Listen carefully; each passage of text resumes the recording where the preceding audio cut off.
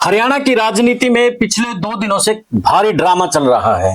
विपक्ष के नेता के तौर पर खबर चलाई जा रही है कि भूपेंद्र सिंह हुड्डा की जगह दूसरा कोई ना कोई और नेता सीएलपी का लीडर बनाया जा सकता है। लेकिन अंदरूनी सूत्रों से जो खबर मिल रही है उसमें यही खबर मिल रही है कि भूपेंद्र सिंह हुड्डा पूरे कांग्रेस हाईकमान के ऊपर इस कदर हावी है कि कोई निर्णय हाईकमान नहीं ले पा रहा है, या यूं कहें सीधे शब्दों में कि राहुल गांधी भी भूपेंद्र सिंह हुड्डा के सामने बेबस नजर आ रहे हैं। जब वो भूपेंद्र सिंह हुड्डा के सामने बेबस नजर आ रहे हैं तो वो बीजेपी के सामने कैसे लड़ाई लड़ सकते हैं?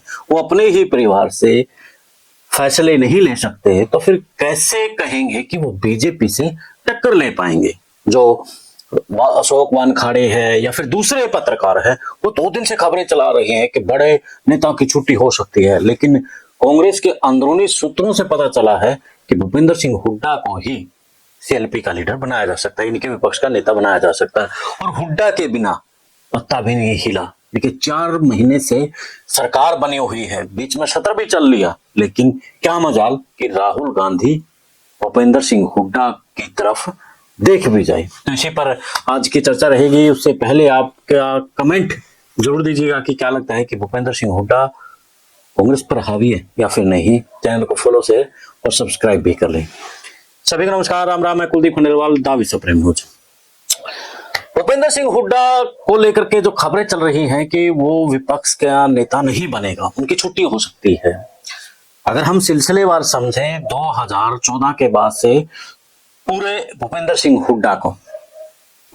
हुड्डा 14 में आता है और कहता है कि मेरे दम पे सरकार बनेगी, लेकिन भाजपा सरकार बना जाती है। तब बहाना चलता है कि राम रहीम के कारण से हमारी सरकार नहीं बन पाई और पिछले 10 साल से हमारा राज है, उसे इसलिए हमारे खिलाफ सरकार विरोध एक लहर है, इसलिए हम सरकार नहीं बना पाई। फिर 19 में आया, 19 में फिर कहा गया कि भूपेंद्र सिंह हुड्डा के नेतृत्व में चुनाव लड़ा जाएगा और सरकार बनाएगी, लेकिन 19 में भी उन्होंने अपना बहाना चला दिया कि अशोक तंवर के चलते हमारी आपस में गुटबाजी रही, विवाद रहा, शैलजा के साथ में नहीं निभ पाई, तो 19 में नहीं बन पाई। इसी तरह 24 में। और भूपेंद्र सिंह हुड्डा को लेकर के कई ऐसी खबरें चली जिसमें कांग्रेस के ही बड़े नेताओं ने बताया कि इस वक्त जो सरकार नहीं बन पाई है उसके लिए भूपेंद्र सिंह हुड्डा ही जिम्मेवार है, क्योंकि कुछ सीटों पर उन्होंने अपने कुछ निर्दलीय उम्मीदवारों को उतार दिया, जिसके कारण से चुनाव हार गए। जिसमें से कई सीटें बताई गई, बहादुरगढ़ से लेकर के चाहे उचाना की सीट हो, ऐसी 8-10 सीटें बताई गई। वो इसलिए किया गया था ताकि कुमारी शैलजा मुख्यमंत्री ना बन सके। यानी कि 40 और 45 के गेड़ में सरकार 40 और 45 के आसपास विधायक रहे जाए और फिर कांग्रेस के ऊपर प्रेशर बना करके भूपेंद्र सिंह हुड्डा को मुख्यमंत्री बना सके। रामनाथ गोडेला ने भी इस बात को लेकर खुलासा किया। इस प्रकार से अब हम आते हैं प्रभारी के ऊपर। प्रभारी ने भी पिछले दिनों कह दिया था कि जो सरकार नहीं बनी है उसके लिए कहीं ना कहीं हुड्डा जिम्मेवार है और मेरी टिकटों में चलने नहीं दी, उनके अनुसार ही टिकटें बटी है। तो यानी कि दीपक बावरिया के बाद अब हरि प्रसाद भी लास्ट में हाथ खड़े करते नजर आएंगे, कहेंगे कि हुड्डा के की चली है, मेरी नहीं चली है। तो राहुल गांधी जो कहते हैं कि बीजेपी के खिलाफ मैं एक बड़ा नेता हूँ, बीजेपी के खिलाफ मैं बहुत कुछ कर सकता हूँ, लेकिन सबसे बड़ी बात यही है कि राहुल गांधी अपने परिवार के फैसले आखिर वो क्यों नहीं ले पा रही हैं? जब वो अपने ही परिवार के फैसले नहीं ले पा रही हैं तो फिर कैसे भूपेंद्र सिंह राहुल गांधी कह सकते हैं कि एक बड़े नेता है?